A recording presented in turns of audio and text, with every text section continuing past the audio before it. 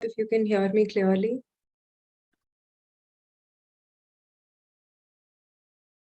Okay, yeah, thank you. So, Sorry to interrupt. We'll wait for 2 more minutes before we start. We also have to start this on YouTube, so just give me 2 minutes to set up everything. Yeah. Yeah. Everything is fine. okay, great. So, hi everybody, I'm Shreya Rajesh, and I scored an All India rank of 209 in CLAT 2023 and a Karnataka rank of 31.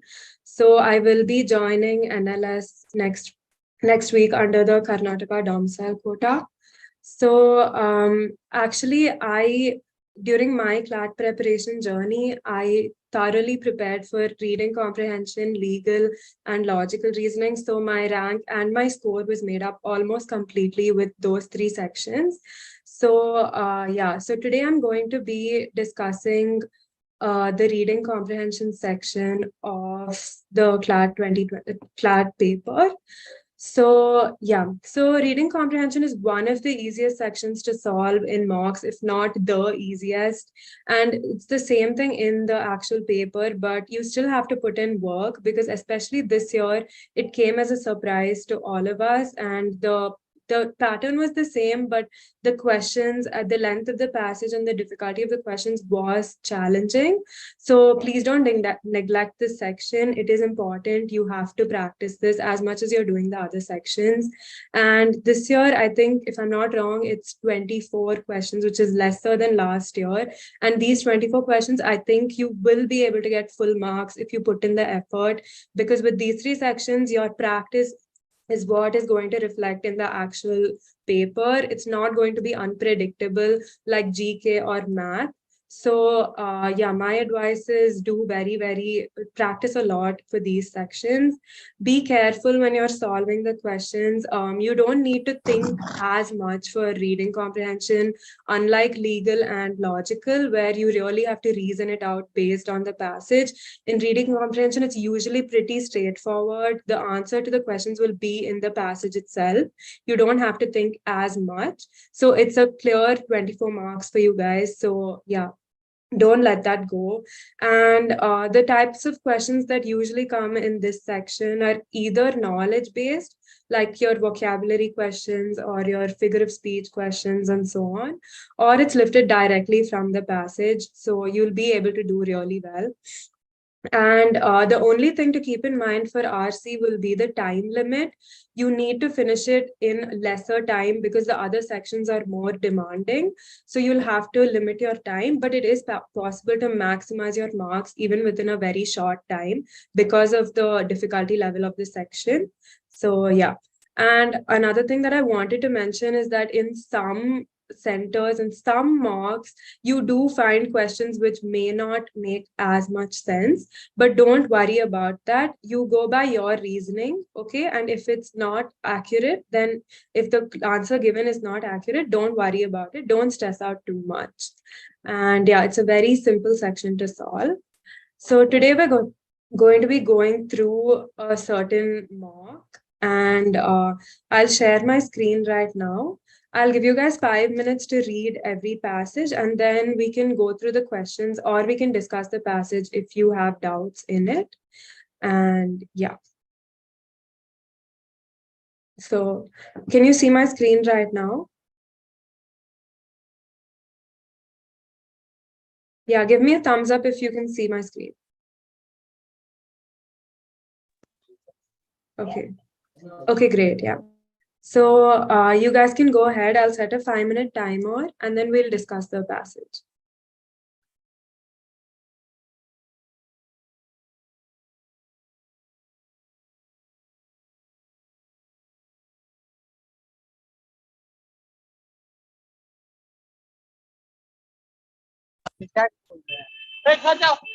और चल जाएगा तुम्हें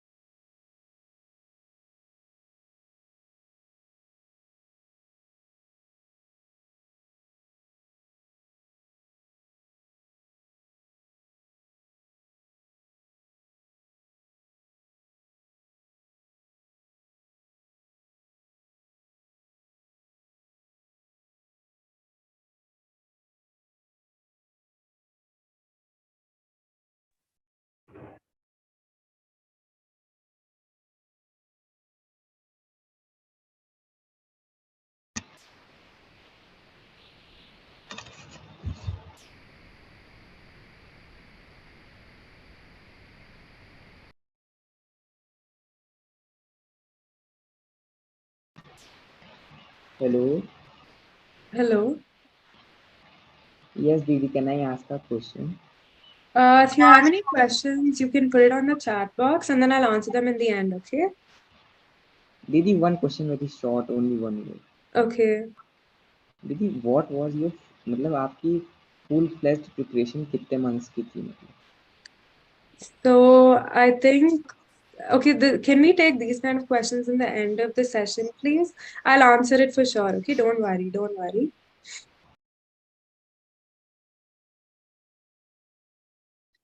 Okay, is everybody done reading the passage? If you need extra time, just put it on the chat box, okay?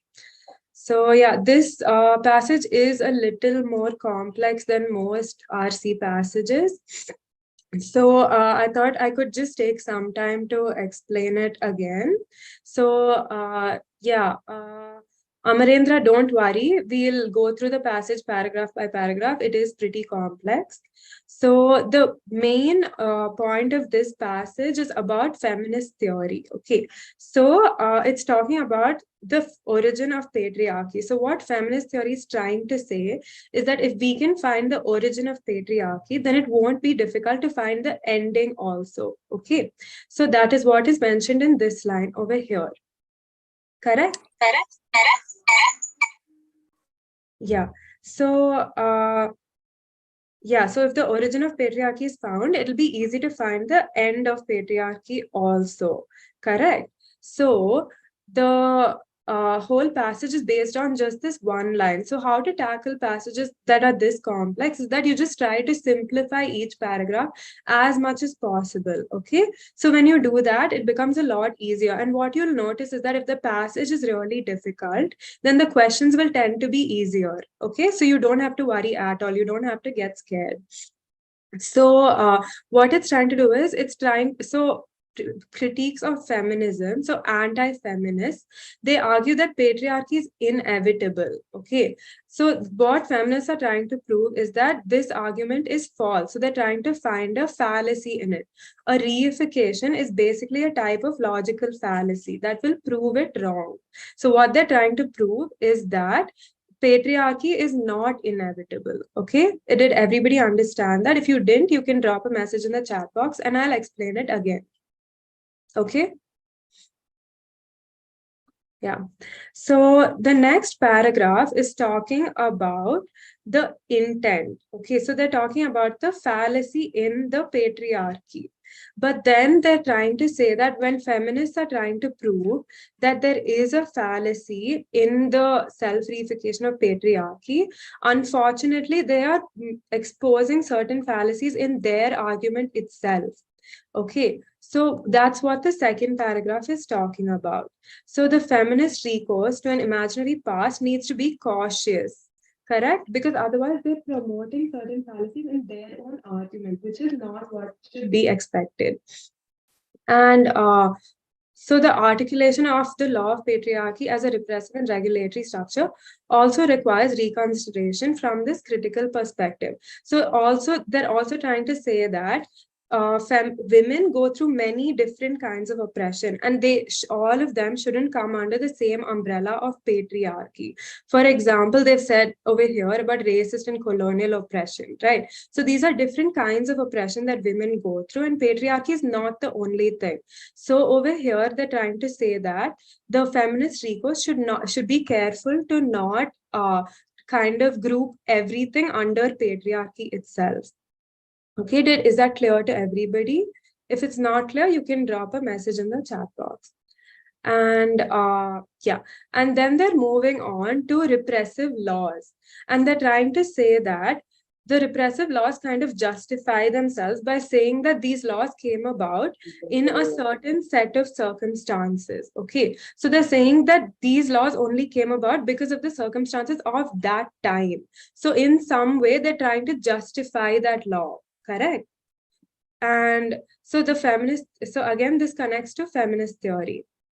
And in the last paragraph, they're only trying to say that the imaginary before, which is basically the prejudicial time, is kind of it's kind of, how should I explain this? It's legitimate.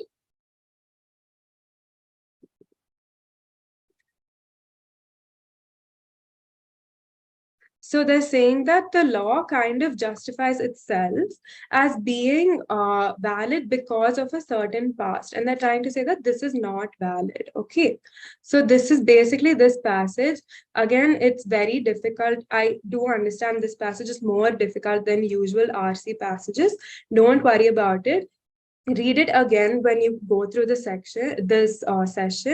The session is being recorded, and I'm sure the recording will be shared with you. So go through the passage again, go through the explanation again, and I'm sure it'll be clear to you. Okay. So now we can move on to the questions. So which of the following must be true? So if you guys are sure about the answer, you can DM it to me privately, and it'll be a sense of kind of practice for you guys also. So yeah. Which of the following must be true? Anti-feminists have presented patriarchy as a fixed, unchangeable, and historically inevitable phenomenon.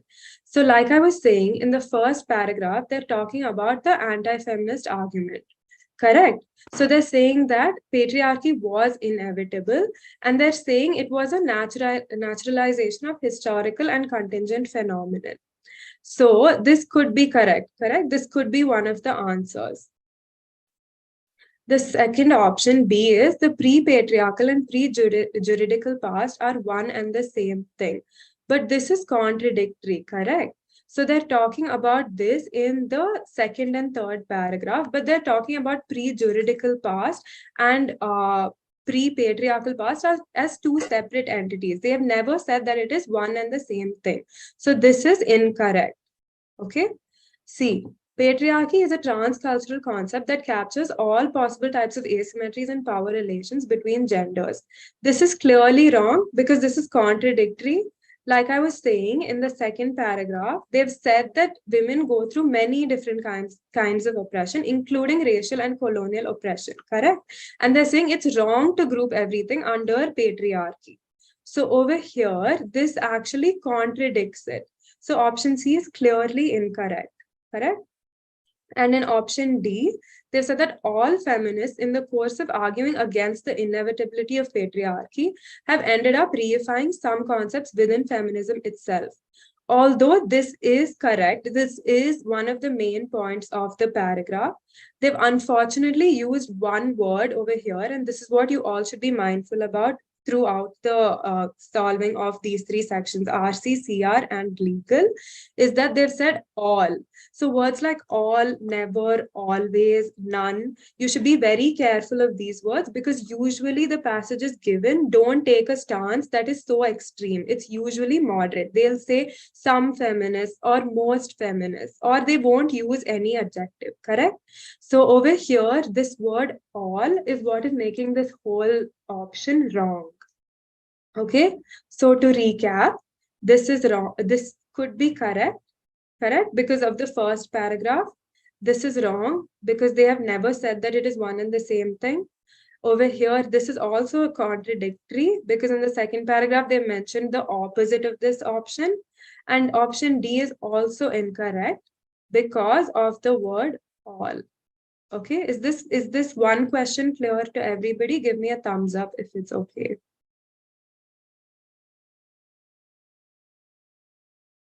Okay, great. I see a few messages in the chat box. Did I face difficulty reading this in the first go? Yes, I did. This passage is complex. You need to go over it again. The only thing is you need to keep in mind your time limit. Okay, so, and as I said, when you read complex passages, go through it once. It's really, the questions will not be hard. If you can simplify it in your own head, you don't need to understand every single sentence. As long as you understand the idea of the passage, you can do it. Okay. The PDF of the passage, I think it's going to be shared with you guys, so you can go through it again. This session is being recorded, so you can go through it again. The tone of the passage can be best described as, so yeah, I'll give you 1 minute just to go through the question. You can type your options if you have any idea.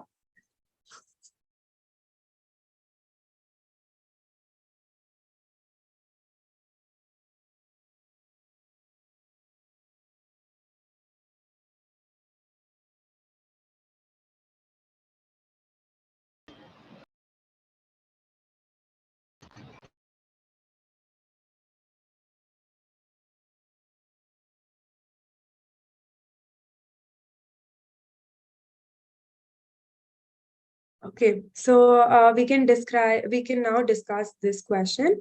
So option A is discursive. Okay, so discursive is usually when there's more than one point of view, and all of these points of views are coming together to form a passage. Okay, so this is what discursive means. But in this passage, there aren't that many points of views that are being shared. It's just one argument that's being explained, correct? So this option is suspicious. So we'll not consider it for now. And we have to, again, this is a process of elimination. If none of the options make sense, then you would go with A. But let's just go through all of the options. So B, resentful. Resentful is not the tone of the passage. The author is not being resentful at all in this passage. In fact, it's not a personal passage at all. So this option is clearly wrong.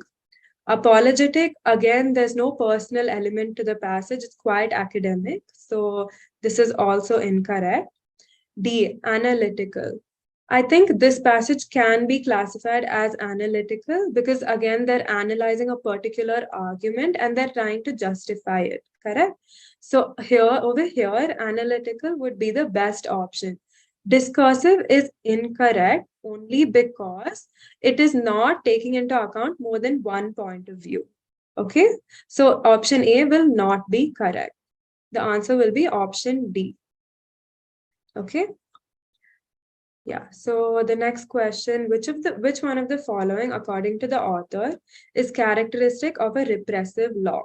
So for this, you'll need to go back to the third paragraph, correct? This is where they're talking about repressive laws. So I'll give you guys 1 minute just to go through this paragraph again so that you'll be able to answer the question more accurately.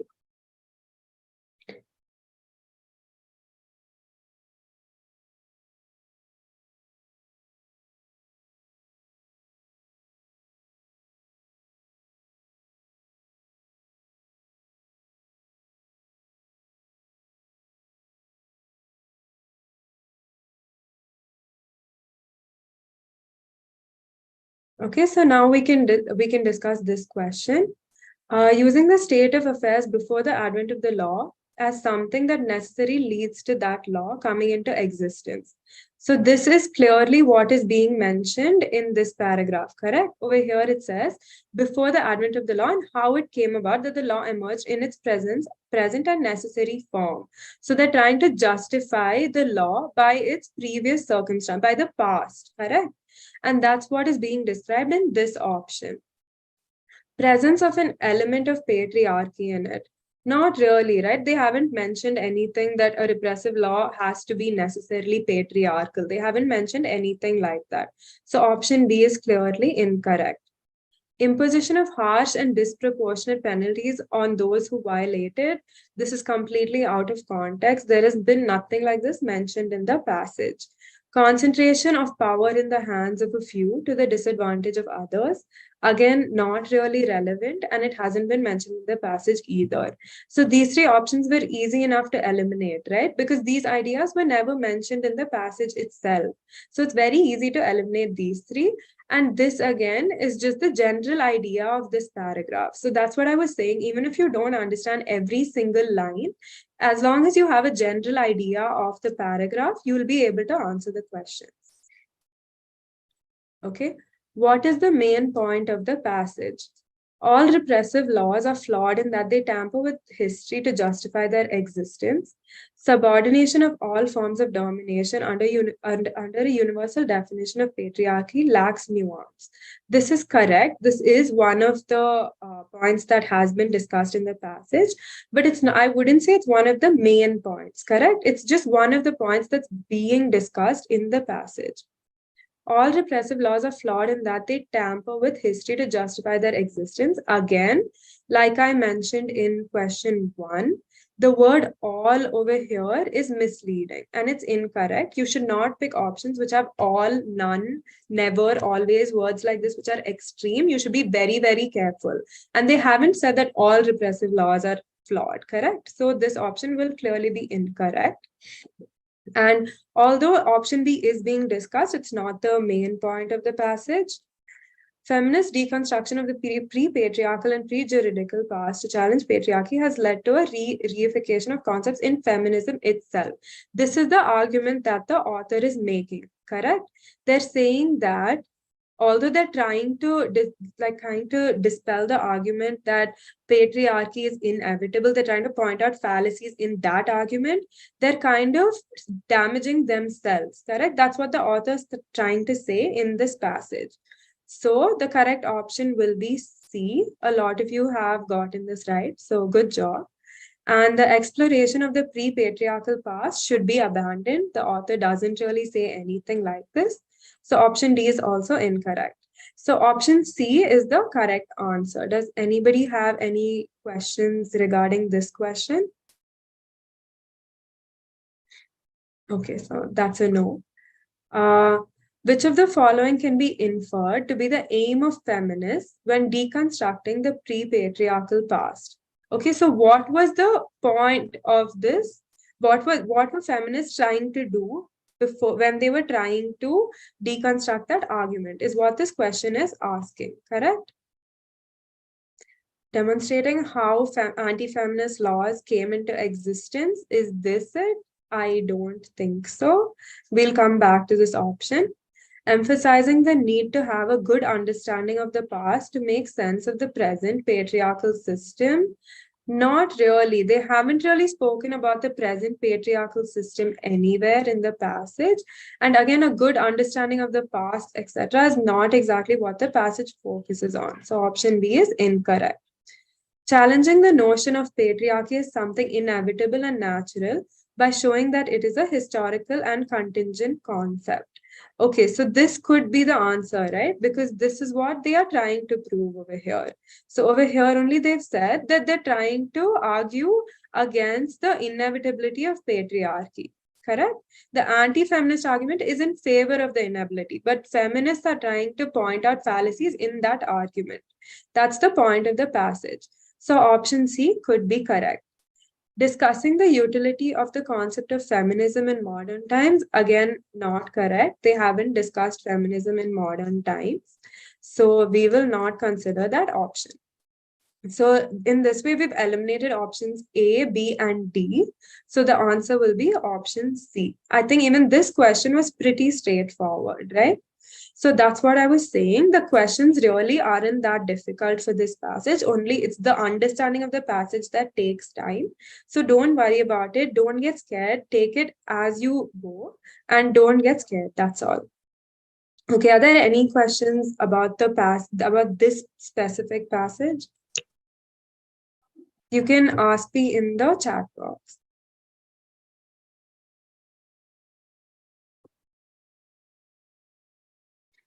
Okay, then shall we move on? Give me a thumbs up if you're fine with moving on.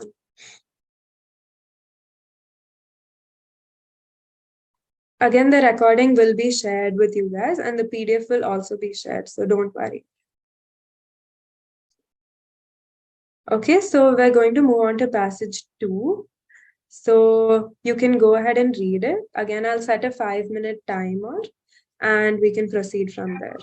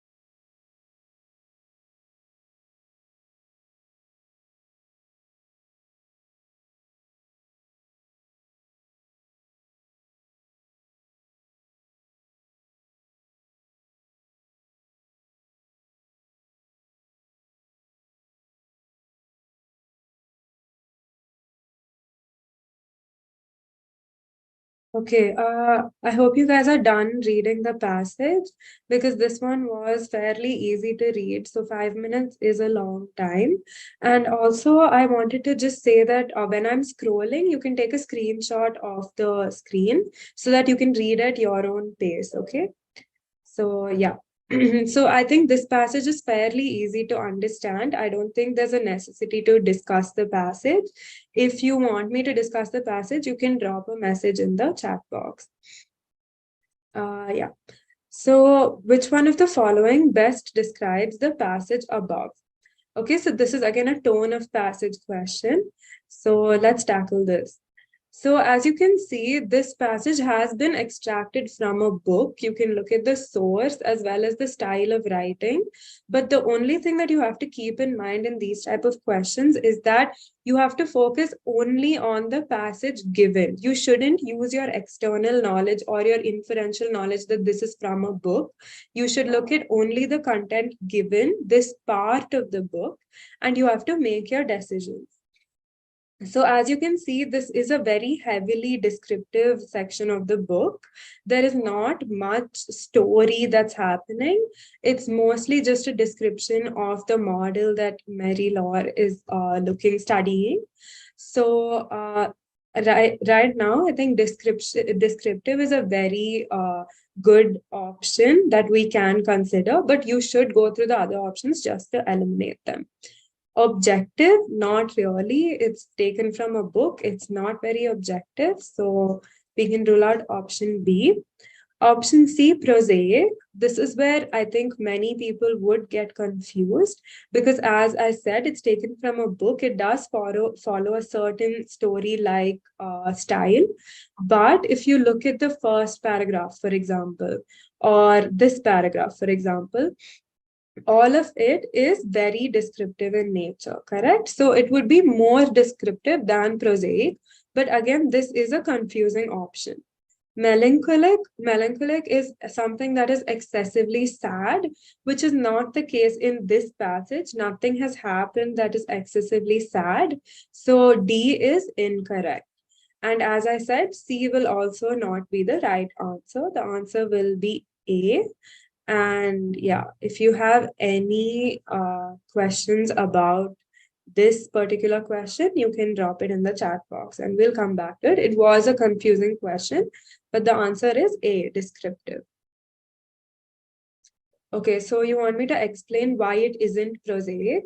So prosaic is basically something that follows a certain storyline. And as you can see, this is taken from a book. It kind of does follow a certain story, but you have to keep in mind that it is more descriptive because many parts of the passage are more descriptive in nature. And there is not much of a storyline that's happening in this particular extract. Okay, so at this particular passage, it is more descriptive than prosaic. Okay, I hope that's clear. So the next question is, which of the following figures of speech has been used in the passage?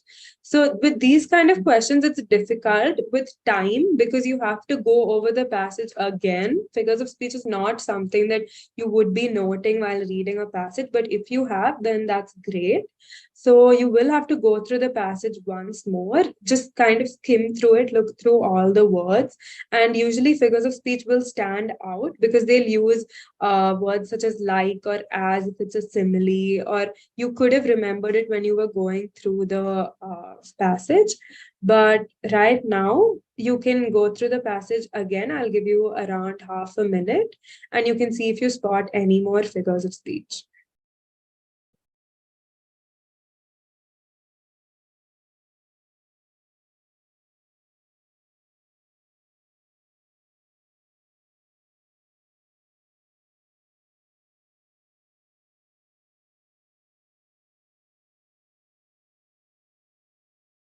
Okay, so I'm going to start discussing the question.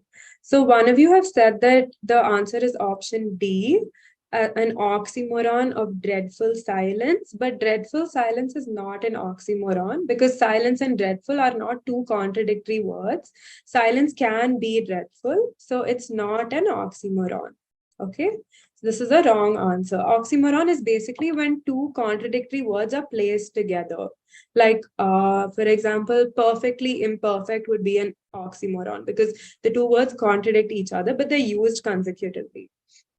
Okay, synecdoche is basically a representation. So if you take one particular instance and try to represent a whole new thing with it, that's called a synecdoche. For example, suppose the US and India are having talks and you say talks are happening between New Delhi and Washington, that would be a synecdoche because you're using New Delhi as a representation of India and you're using Washington as a representation of the US. So that is what synecdoche means. In this passage, no synecdoches have been used, so option C is incorrect. An antithesis is basically an oxymoron, but it'll be in a phrase. So an oxymoron is just two words placed together, right? An antithesis will be in a sentence. So a whole sentence will seem contradictory. But again, that has not been used in this particular passage. A simile is basically a comparison of two things using words such as like or as. So over here, in this line, a simile has been used. Okay, so she's talking about the static that's being used over here, but she's comparing that to a hum inside a seashell. So she hasn't actually heard a hum inside a seashell. She's just comparing the static that she's hearing to this. Okay, so it's a comparison. Hence, the answer is a simile. There is no option for a metaphor here. So simile is the closest option. You'll pick option A. A lot of people have picked C. If you don't know the meaning of one of the options, it's best to, and you're not sure about the other options, it's best to leave the question because you don't want to be losing marks in negative. So if you don't know what synecdoche means and you think it's not a simile, antithesis, or oxymoron, leave the question because it might not be correct and you don't want to lose 0.25. Okay, so don't pick the wrong answer. You should be sure of what the words mean before you pick an answer. Okay, I hope this is clear too.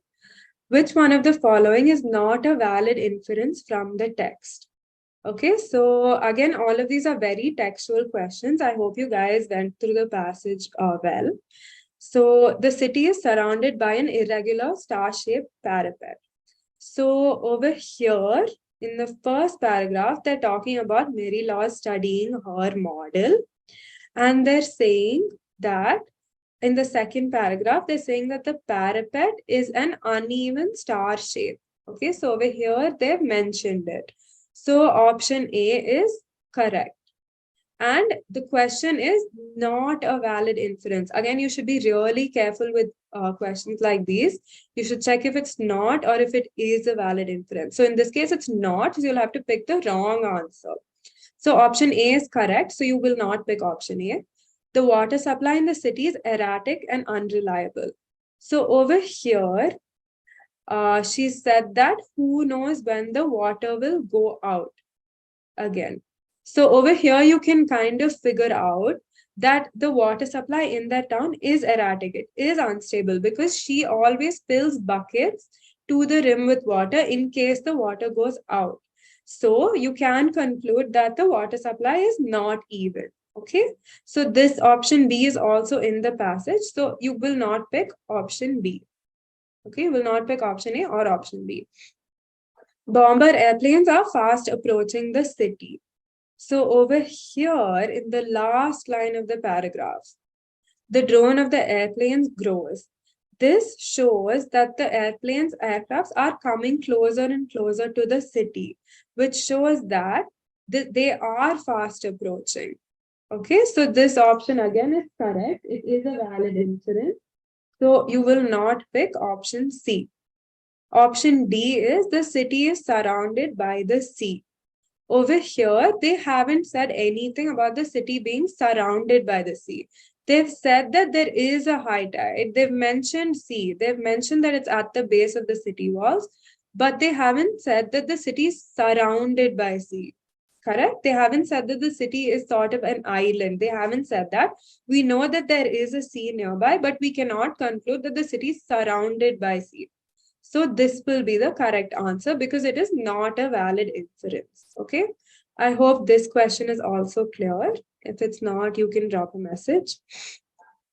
Which of the following sounds did Mary Law not hear as per the passage? So again, a very textual question. If you read the passage, it's enough for you to answer this question. Rattling of paper. She's mentioned it over here. Something rattling and she finds out that it's paper. So option A will be correct. So again, over here, it says not here. So you'll have to pick the option that she did not hear. Okay, so this will be incorrect. Option B, hum. Someone has answered this correctly. So good job. It's a tricky question. Over here, she hasn't heard a hum. She's comparing the static to the hum inside a seashell. She hasn't directly heard any hum inside a seashell. So the correct answer will be option B. Correct? So right now, we know for sure that it's option B because it doesn't make sense. There is no, you don't have to go through the next two options so that you can save time. But I'll go through them anyway because it's a class and we're trying to understand. So static noise, again, she's heard it over here. And lapping of water at the shore, she's heard this also, correct? So she's heard the other three options. She only hasn't heard a hum because she's using that as a simile. Okay, that's not real. That's just a comparison. So in this question, option B is the correct answer. A few of you have answered it correctly. So good job. Which of the following could be most reasonably expected to have happened after Mary Law received the letter? So over here, we have to look at the last paragraph, correct? Because that's where she receives the letter. That's where she hears the rattling and she finds the letter. So you have to go through the last paragraph again. And if you look at this carefully, the last line says the drone of the airplanes grows. So over here, what can be reasonably expected? So Mary-Laure read the letter. This can't be reasonably expected because she cannot see, right? Mary-Laure cannot see. We can infer this through her studying of the model and her big Braille novel. We can infer that she can't see. So she cannot read the letter because the letter is not in Braille, because it says right over here that it smells of fresh ink. So that means the letter has been written not in Braille. So she can't read the letter. Mary-Laure went back to reading her novel. This can't be inferred because there is no other supporting information given in the last paragraph. It could be an option if none of the other options work out. But at this moment, we'll keep it under question. The airplanes eventually reached the city. So in this option, you can look at the last line of the paragraph. The drone of the airplanes grows. So this line is extremely important. Okay, so you'll have to consider this line because this is the only indication of what is going to happen in the future, because they're using a verb of future tense or of present continuous, correct? So it kind of signifies what is going to happen next. So over here, we can infer that the airplanes eventually reach the city because that's the only information that we have from the passage. So option C could be the answer. Marilau's great uncle returned to the house. This can't be inferred because they haven't mentioned anything about this in the last few paragraphs. They haven't said, oh, she hears the key opening, or her uncle tells her that he'll be back at the certain time and he's back. None of this is mentioned. So we can't infer that either. So option D is also incorrect. So as I mentioned, option A is incorrect, option B is incorrect, and option D is incorrect. So you'll have to pick option C. Okay. So again, Aditi Chauhan, good job. You've been getting a lot of questions correct. So yeah, great job. You're doing really well. And yeah, option 10, question 10, option C will be correct.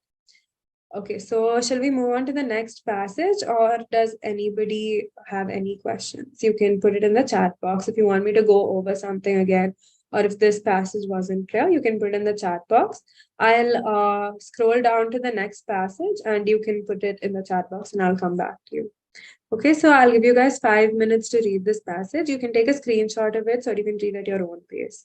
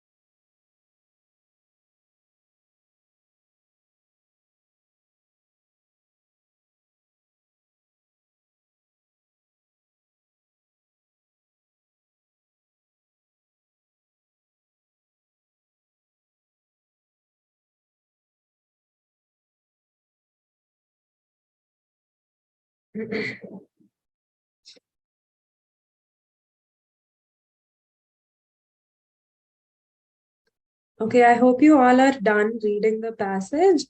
Again, this is a pretty straightforward passage. It's not difficult to understand, although it is a little lengthy, but it's not that difficult at all. And the questions also you'll see are not that hard.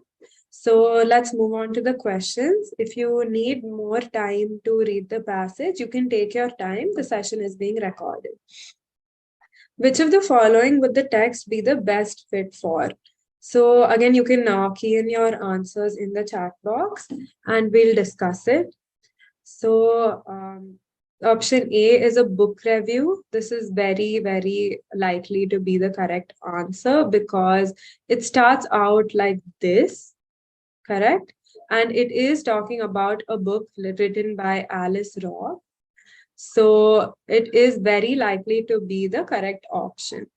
Newspaper editorial, this is not correct because it is too personalized. Okay, the passage given is too personalized. It's not likely to be a newspaper editorial. For example, look at the first paragraph. It's all in first person, correct? So this is not likely to be in a newspaper editorial. So option B is incorrect. Option C, academic essay. Again, it's most likely incorrect because academic essays are not so neutral. Okay, they will be much more, much more opinionated, much more formal also in the way of writing. So we will not consider academic essay either. Biography. So this could be confusing, but biography is incorrect because the author is not really talking about Alice Robb's life in specific. Okay, she's not. She's reviewing the book that Alice Robb has written. So although it might seem like a biography, it's not. It's a book review. It's a book review that Alice Robb has written about her life. Okay, it's not a biography. So option D is incorrect. Option A is correct. A lot of you have gotten this right. So good job. And okay, so we'll move on to the next question. If you guys have any specific questions for this particular question, you can put in the chat box. Which of the following is Rob most likely to believe about the requirement of strict fidelity to Balanchine's method in the SAB? So over here, she talks about George Balanchine's distinctive model of artistry and training, correct? So over here, you'll get to know what her opinion is, what Rob's opinion is, and you will be able to answer this question. So you can look at this paragraph again, okay? So yeah, we'll go through the options now. Option A, ballerinas who hold Balanchine and thrall are not doing justice to their art. The Rob doesn't say anything like this. She's not really talking about ballerinas who hold Balanchine and thrall. So option A will not be correct. Option B, Balanchine is a cult leader, fidelity to whom should be condemned.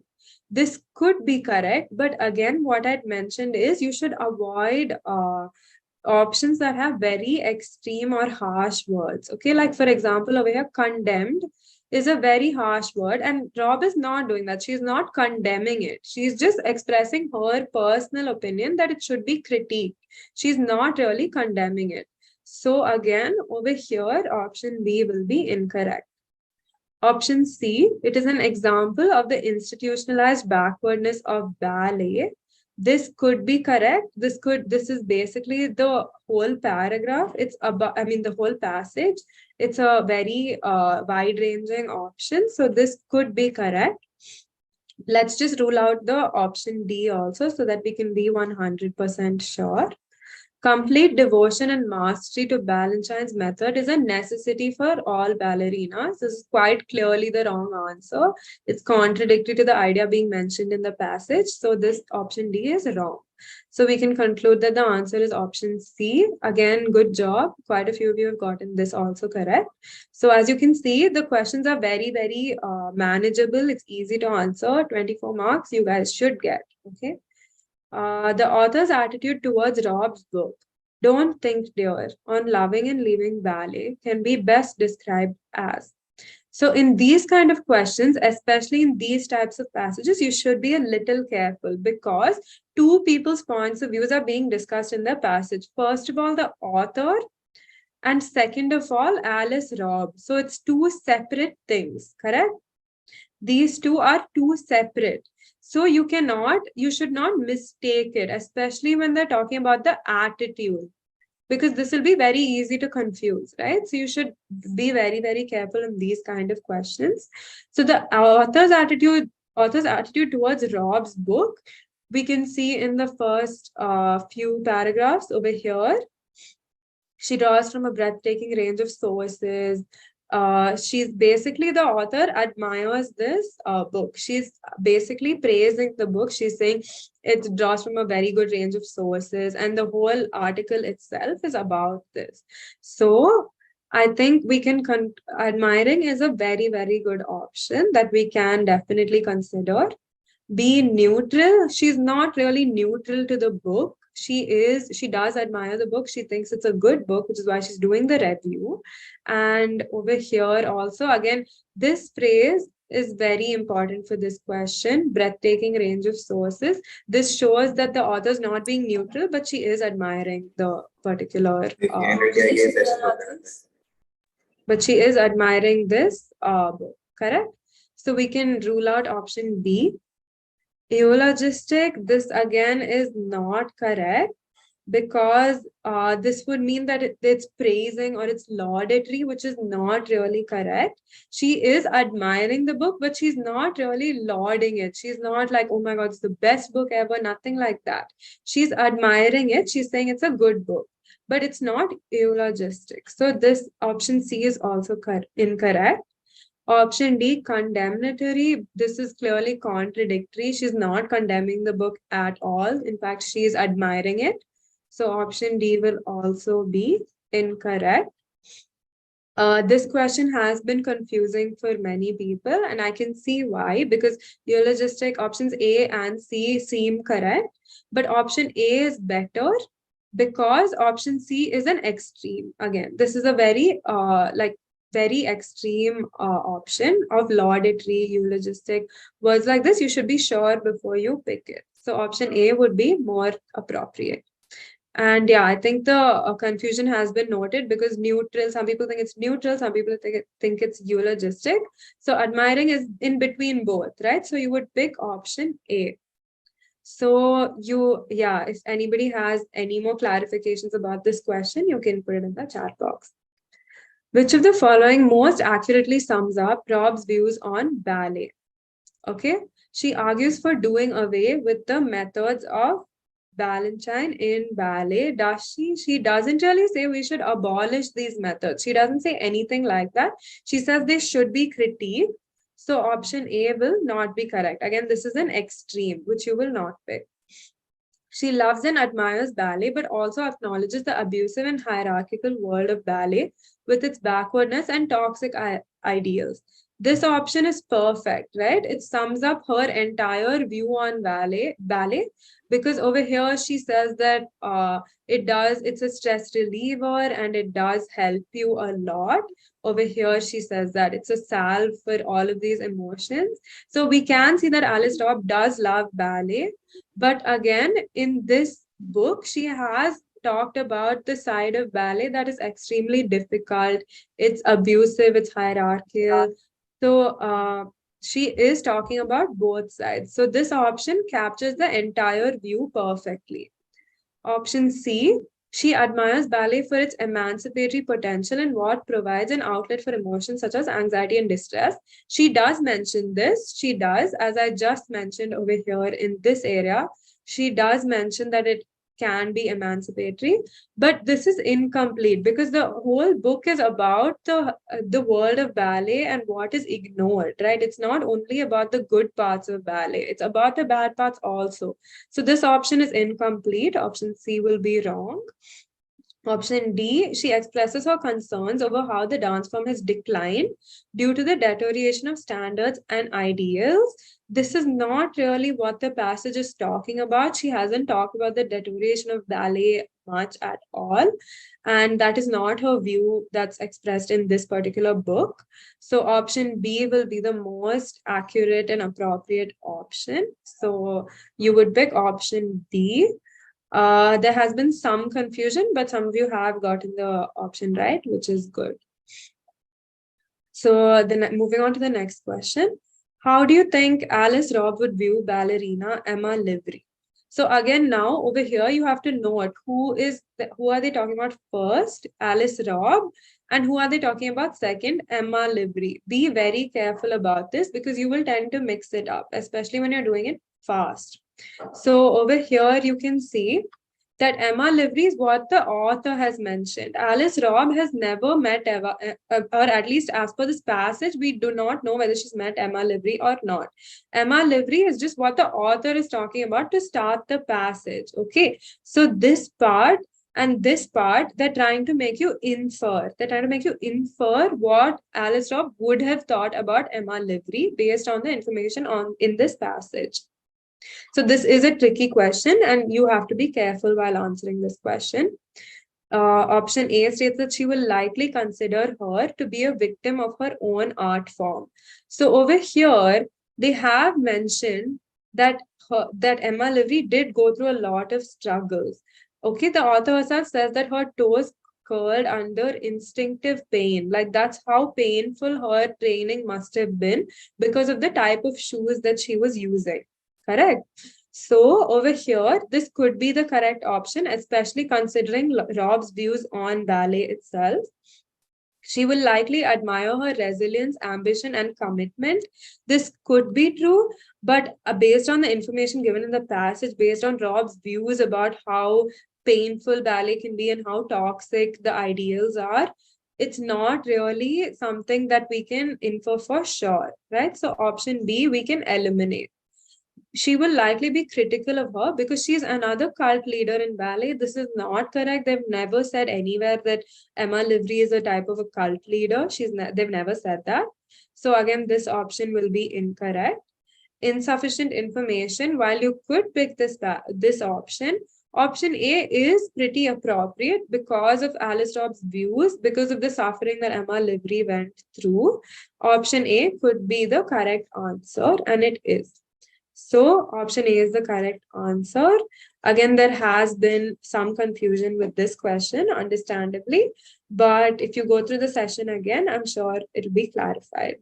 If you have any more doubts you want me to clarify right now about this question or this passage, you can put it in the chat box. And we'll do one last passage, which seems a bit confusing. And after that, I'll take general questions about CLAT. So yeah, you guys can start reading this passage. It is a little difficult, so I'll give you 6 minutes to read the passage. Yeah, you can go ahead.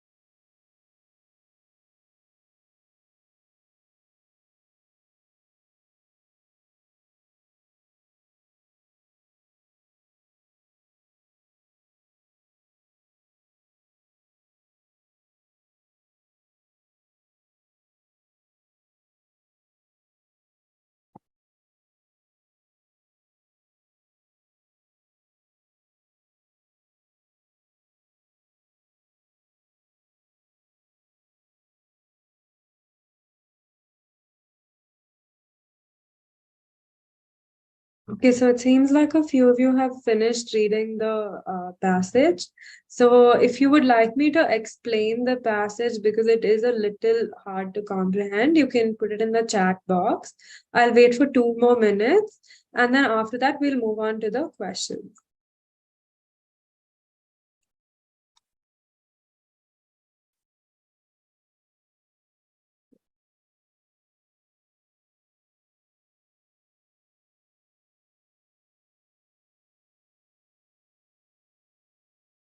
Okay, so a few of you have said that you want me to explain the passage, so we can do that.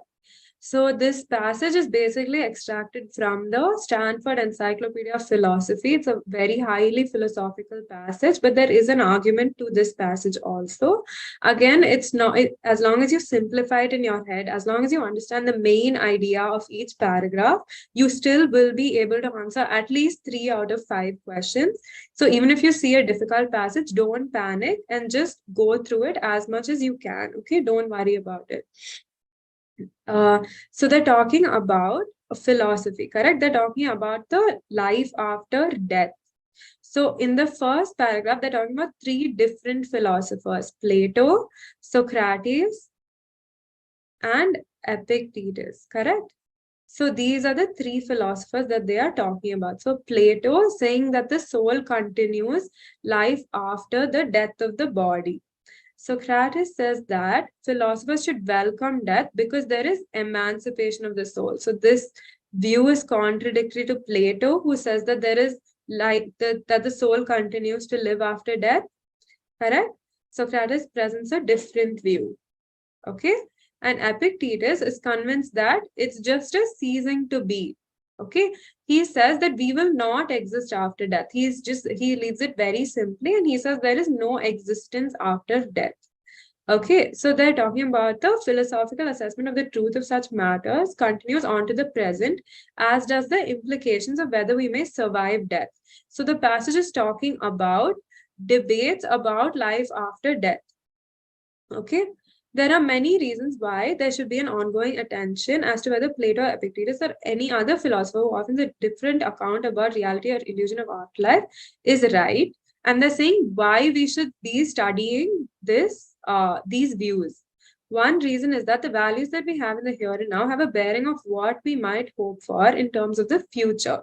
While some philosophers believe that what happens in the future has enormous consequences for life's meaning now, other philosophers have so focused on the importance of the present that questions about the future of humanity in this life is of little importance. So the next part of the passage is about this. They aren't really talking about this part, about the future having enormous consequences on life right now. They're not talking that much about this part.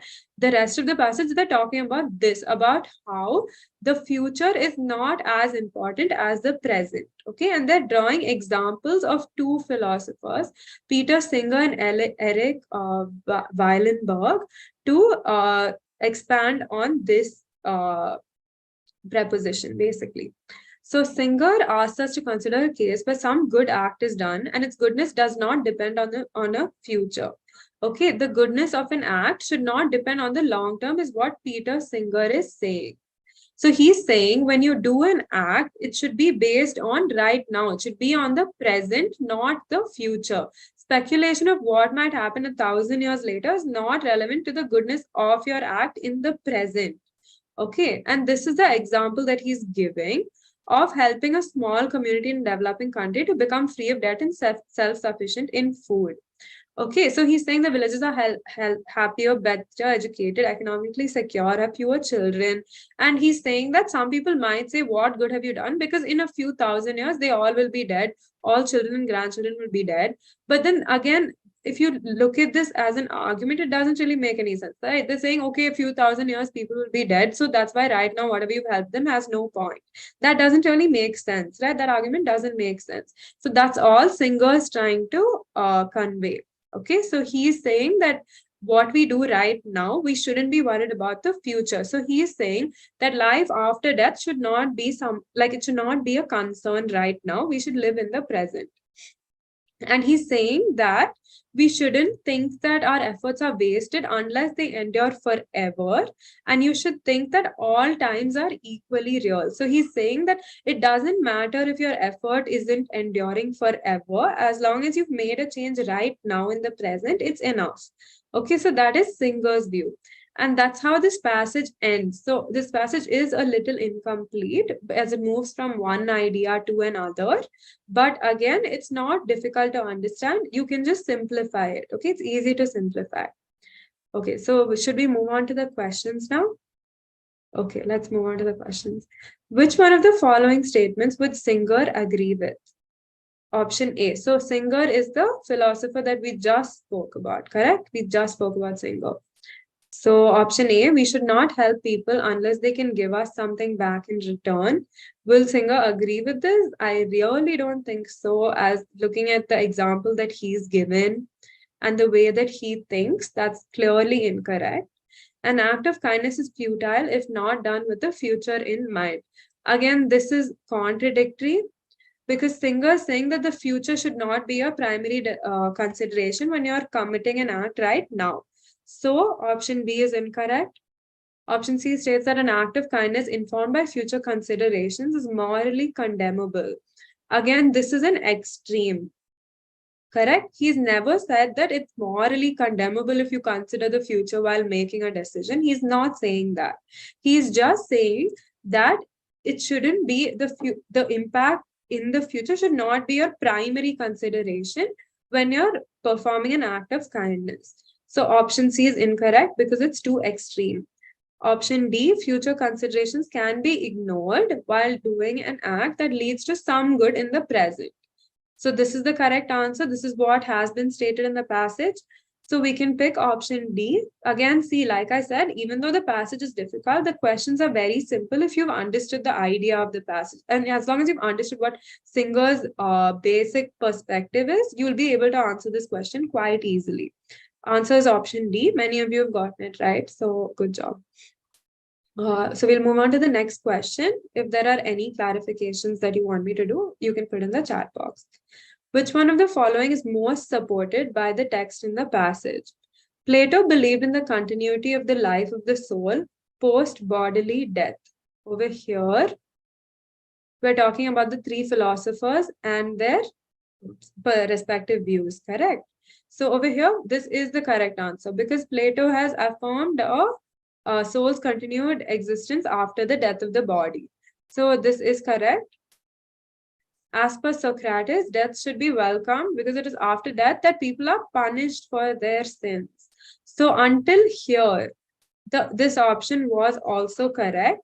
But over here, this option is clearly wrong because people are punished for their sins. Socrates doesn't mention anything like this. He just says that philosophers should welcome death because those who have done good in this life will have a good afterlife. He doesn't mention the opposite. He doesn't say that if you've sinned, then you will be punished. He hasn't said that. He's just said that if you've done good, you can expect a good afterlife. So this option is wrong. According to Epictetus, the soul enters a state of void after the body dies. This cannot be inferred because Epictetus simply says we will not exist after death. It's a ceasing, like when you die, you cease to exist. That's all he says. He doesn't mention anything about the soul. That's very important. He doesn't consider the soul. He just says you will cease to exist. He doesn't mention the soul. So again, option C is incorrect. Option D, the debate around afterlife has lost its relevance in today's time. This is contradictory because they have said in the passage over here that they have considered that this continues on to the present. So again, option D is incorrect. Option A is the correct answer. And you guys have gotten it correct. So yeah. Like I said, the questions will not be difficult, even if the passage is difficult. So don't worry about it. You've gotten both questions right. Supply a suitable title to the passage above. Death and Afterlife, Philosophical Perspectives, Singer's Four-Dimensional Universe, Is Death Real? Walking into the Void, Death and Afterlife. So option A, death and afterlife philosophical perspectives. This can be correct. This is what the entire passage is about. They're talking about various philosophers' takes on death. Correct. Option B, Singer's four-dimensional universe. Singer is just given as one of the examples of the philosophers. The entire passage is not about him. So option B is incorrect. Is death real? Nowhere have they questioned the reality of death. They've questioned the afterlife. They've never questioned the reality of death. So option C is incorrect. Walking into the void, death and afterlife. This could be correct, but it hasn't included a major component of the passage, which is the philosophical perspectives. So option D is incorrect because it does not include the whole answer. Okay, so option A will be the correct answer. There has been some confusion, but most of you have gotten A correct.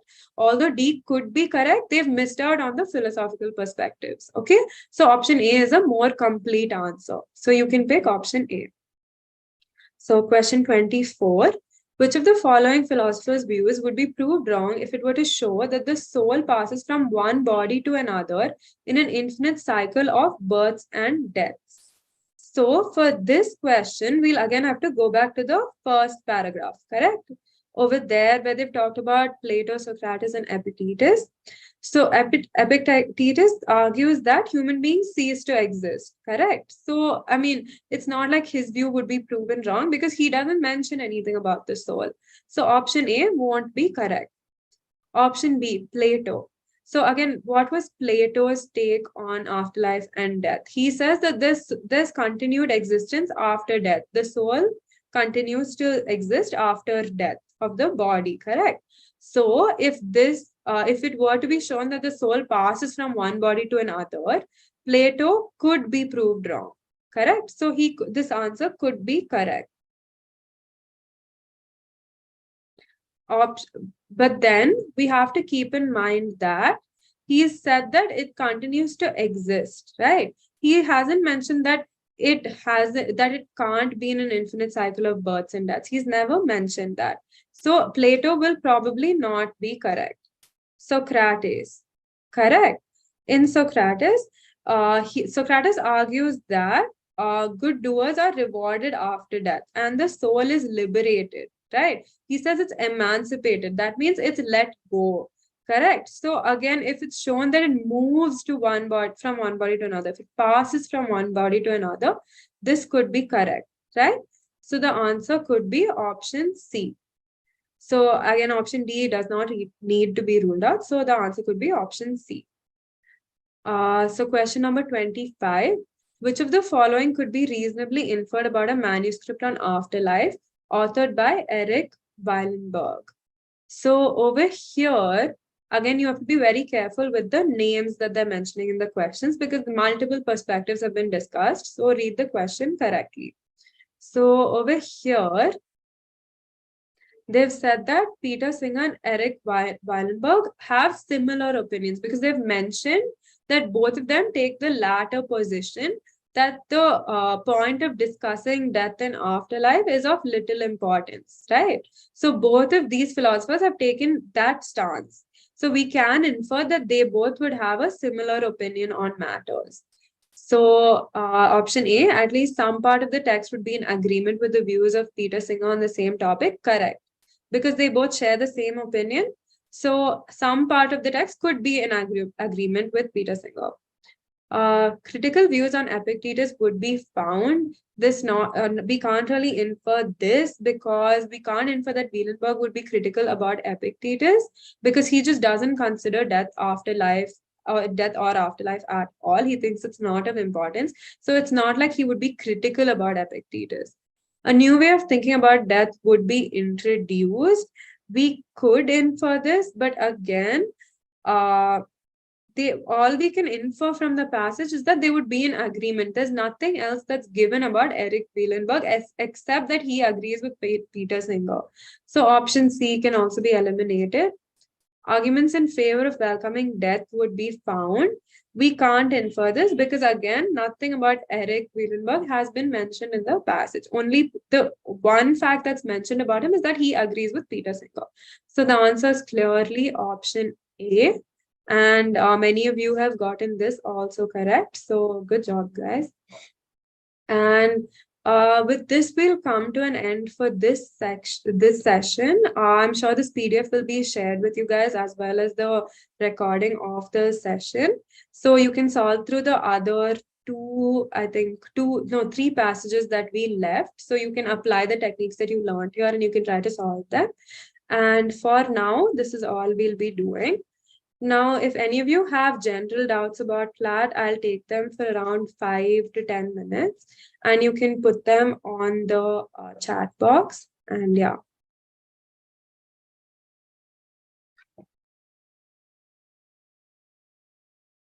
Yeah, so I think someone had asked how long did I take for CLAT prep. So I enrolled in a 2-year program, but I think my proper preparation started only 6 months before the exam. And as I mentioned, I focused on RC, CR, and legal as the 3 main sections. I didn't really study GK at all, which is not something I advise. You should study GK, you should do math because those sections will give you a really good rank. So you should do that.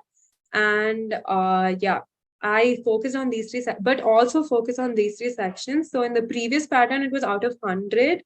So I would try getting at least above 85 just from these 3 sections, which I think was a really good strategy because because those 3 sections are predictable. Whatever marks that you get from mocks will be the marks that you get in the actual exam.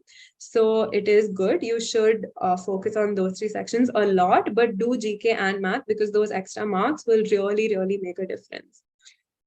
How many mocks did you solve and which coaching centers? So I solved almost 100 mocks because as I said, for these 3 sections, practice is the only thing that helps. You have to keep doing mocks again and again. I did around 100. They all helped me a lot. So yeah, solve mocks, don't skip mocks. That's the only, I don't think I skipped even one mock that my coaching center released. So yeah, don't skip mocks. Coaching center. So I was enrolled in Career Launcher and Legal Edge.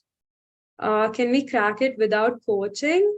You can do it without coaching. Classes is not necessary, but mocks are extremely important. And one more thing is mentoring, I think helps a lot. If I had a mentor during my preparation journey, I would have it would have been so much easier for me. So mentoring, I think, is a really good idea. And you have to do mocks, keep doing mocks. To get mocks, you have to enroll in coaching. So I think that would be a good idea. But if you, again, like if you can practice on your own, that's good. What reading sources can we refer to in order to improve comprehension? Newspapers are the best source for GK as well as for the other 3 sections. For GK, I'm saying because in CLAT 2023, almost all the questions were from newspapers. But even for reading comprehension, it helps a lot. The Hindu, Indian Express, read newspapers a lot. It's really, really helpful. And also you can find miscellaneous articles online. Like BBC and like sites like this, they have really, really good writing. You can go through that. And if you do this, you can improve your reading speed, you can improve your comprehension. And yeah. How many mocks should we take per week? So what I did was until November, I took 1 mock a week. And then from November, I took 3 mocks a week. 3 to 4 mocks per week, but at least that 1 mock a week you should do every single week because otherwise there's no other way to prepare other than mocks for CLAT. So yeah, please do mocks. How much time did I take for analysis? Again, doing mocks without doing analysis is not, there's no point to it. If you do 85 mocks and you don't do analysis at all, there's no point. So you should take time for analysis. I think I took around 2 hours in the beginning to do analysis because I did the entire paper again. And this is something that I found really helpful, that I did every single question again, even the ones that I got wrong. That really, I mean, the ones that I got right, because that helps. Because sometimes the reasoning that you use and the reasoning that's given by the coaching center answer key is totally different. So you need to like get tuned to that kind of reasoning, not your own all the time. So do even the questions that you got right again. So you should take time for analysis, at least an hour. And yeah, that will help you a lot. how much is a good score from 120? So I'm not sure about the breakup this year, but you can take it as a percentage because last year 100 was for these three sections, right? And I said above 85. So 85% you should be getting out of how much ever these three sections are this year. I'm not so sure. uh, how we should approach English and CR, read the passages very carefully. If you don't read the passages carefully in the first time, you're going to waste time. So you should be very, very thorough when you're reading the passage so that you don't waste time. And that way you don't have to go back once you look at the questions. You can solve the questions quickly. So English and CR, read the passages very, very carefully. Don't get scared if it seems scary. Like even if the first 2 or 3 lines you don't understand, it's okay. Go ahead and try to simplify it in your head as much as possible. For English and CR, that's the only thing I can suggest. CR, again, I know it seems very, very difficult when you're preparing, but in the actual paper, CR is one of the easiest sections to score in, at least in CLAT 2023. I got a full in CR, and it's really, I know a lot of people who got full in CR, so it's really not difficult. So don't get scared. Don't think CR, I'm not going to attempt or anything. You should do it. It's very easy to score. And yeah, practice is the only thing that helps. Keep doing mocks. Can I make my schedule working on 2 week subjects per week? Sure, you can do that, whatever works for you, because CLAT is a very subjective exam. What your schedule will be like may not be what my schedule was. But if it's working for you, if your mock scores are improving, go ahead, use your own strategies. How much should we read per day? How much should we comprehend? I don't think there's a set formula for how much you should read per day. Like I said, do mocks. Mocks are extremely helpful. You don't have to read outside of mocks if you're doing them very regularly. If you're doing 2 or 3 a week, you don't have to read other than that because you're going to be reading in the mock anyway. So your reading speed will improve, your comprehension will improve. So don't worry about it. Do mocks regularly and read the newspaper. Read the newspaper every day. That's the only thing that helped me during CLAT prep. So yeah, do mocks and read newspapers. My schedule for the last 5 months. So like I said, I did at least 2 or 3 mocks per week from November. And in December, I was doing 1 mock every single day. I was just doing mocks and analyzing because, like I said, I wasn't focusing on GK much. But yeah, I was just doing mocks. But you should do GK. Like I said, you can go through months, you can go through compendiums. They're very helpful. And a newspaper is the most important. I cannot stress this enough. You have to read the newspaper every day and make notes also.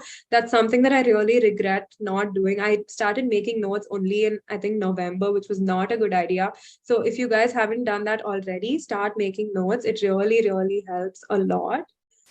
My daily schedule during CLAT prep was, so I was actually, I spent around 3 to 4 hours every day during CLAT prep, apart from mocks. So I practiced a lot from books. Like you get a lot of like these practice test books. So I did a lot of those. That really helped me. Again, mocks, analysis, that helps the most. And yeah, one thing, you guys should get enough sleep because at a certain phase, I wasn't sleeping at all. And then I actually felt like my mock score was becoming lower and lower. So get enough sleep. It helps more than you think it does. Did I do a Manthan for GK? I didn't. Like I said, I didn't focus on GK much at all. I tried doing Manthans for a while, but I couldn't do it. But I'm telling you, like, it does help.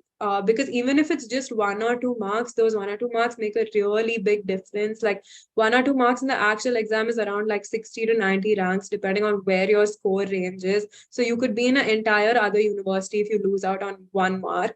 So yeah, do Manthans, do CLAT post, do compendiums, but read the newspaper. That's the most important. Read the newspaper and make notes on your own. That's extremely important. Revise.